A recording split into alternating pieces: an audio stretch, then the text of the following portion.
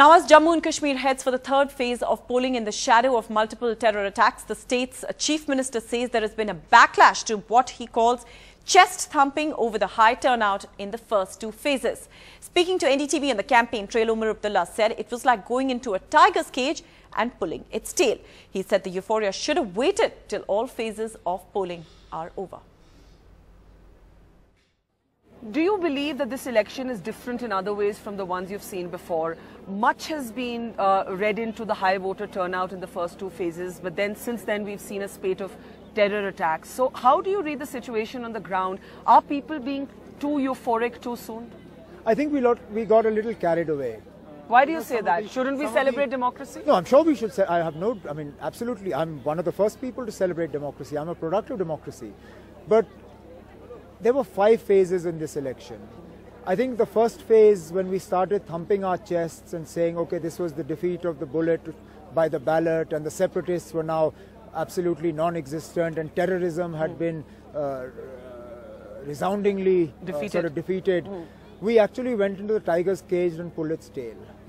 What you see is a backlash to that sort of chest thumping. These guys are out to show their existence, and unfortunately they've shown their existence in the most bloody way possible, where we lost more than 20 precious lives yesterday itself. So, are you therefore suggesting that when you celebrate the turnout, when you celebrate the fact that this time the boycott politics have not been the typical, calls for people to not vote, you're actually provoking terrorists? I think what we're doing, well, as I said right in the beginning, I'm all for celebrating democracy. I just wish we had waited for the first 4 phases of this election to have given over. I would be the first person to set off fireworks outside my house to celebrate democracy, but not prematurely the way we did. Why is there a disconnect between the two major valley-based parties and the rest of the country when it comes to reading the turnout? Mehbooba Mufti, in an interview to me, said, this is bizarre. When Kashmiris don't vote, you condemn us. When we vote, you treat us as stooges. Why is complimenting the people of the valley to come out and vote, treating them as stooges? I would tend to disagree with Mehbooba Mufti's description of stooges. I do think we get a little bit carried away with turnouts.